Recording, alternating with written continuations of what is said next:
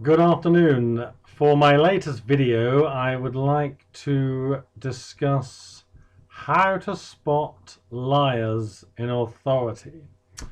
And by liars, I mean people who operate in an environment in which truth-telling would bring down the structure, or at least undermine the agenda they are trying to protect. It's kind of like a game in a sense. And by authority, I mean politicians, religious leaders, social commentators who are paid in the media industry, the people who proclaim authority over our lives. So in terms of lies, there are two types of lies. There is the suggestio falsi type of lie, which is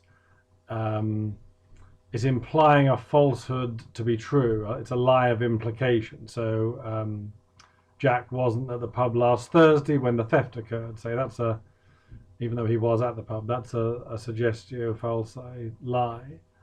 And the other lie is suppressio veri, which is a suppression of the truth. It's a non-disclosure of facts. So not telling the police that Frank, a known thief, was at the pub last Thursday when the theft occurred, that sort of thing. So they're the two types of lies, and most lies in authority tend to be of the latter, the suppressio veri type of lies. It's what they don't say that's really concealing most of the truth, and therefore leaving untruth in its wake. So the three ways to spot liars are, the first one is one-sidedness. Look out for one-sidedness. They only tell you one side of the argument. There's no cost-benefit analysis.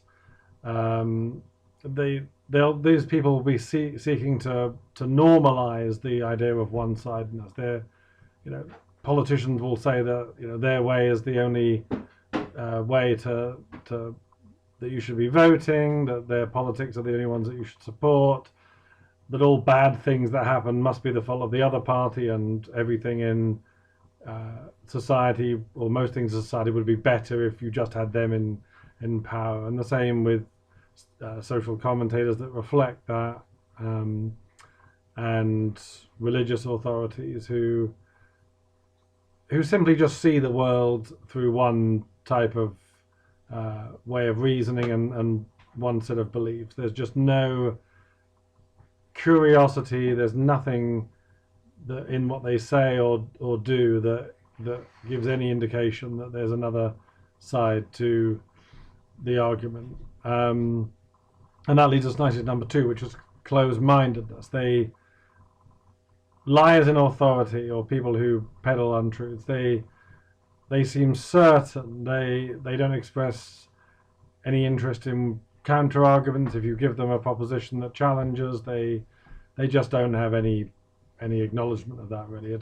You inconvenience them by even suggesting that what they say isn't true. There's not even a cerebral flicker of curiosity about the other side. So one-sidedness is number one. Closed-mindedness is number two. And then the third one's what I call the propensity for concealment. It's what are they hiding? A good rule of thumb is to listen for short, vague statements that sound like they're saying a lot, but really everything about them that's wrong is what they're leaving out. It's what's implied. They'll suppress information. They'll cherry pick from data sets because they want their agenda to be the one to which you assent. They'll take information out of context. It's kind of like a quasi-science, really. Or a quasi-economics in politics. It sounds like science, or it sounds like economics, or it sounds like good political argument on the surface, to the extent that it sort of reflects the kind of argument that a good argument would be, but everything that's left out is the thing that's really making it substandard. So yeah, just look out for this in authority.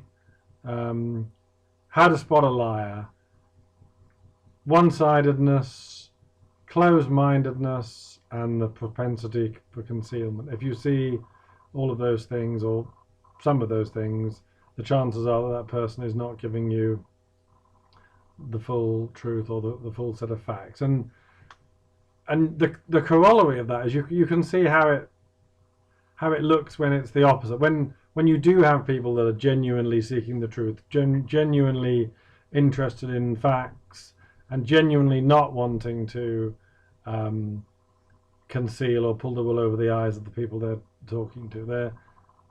They're very different. They listen. They have curiosity. They're interested in ideas. They're interested in counter arguments. They're searching and probing for when you might be saying something that could add weight to their argument, or if they contradict your argument, then it adds some weight to theirs, or it builds a sort of artillery of extra information which can make their own belief stronger. Or they can say, look, you've raised a good point, you've made a good point, or that's a nice and interesting or different way of seeing the situation, thank you, and I feel like I've learned and possibly changed my mind because your set of data or your ideas were superior to mine. That's a good thing. So truth seeking and fact finding is basically the opposite of what we're talking about with these authority figures who are lying and suppressing the truth. It's what they don't have as much as what they do. So yeah, I hope that's helpful, and keep an eye out for these authority figures, and do hold them to account.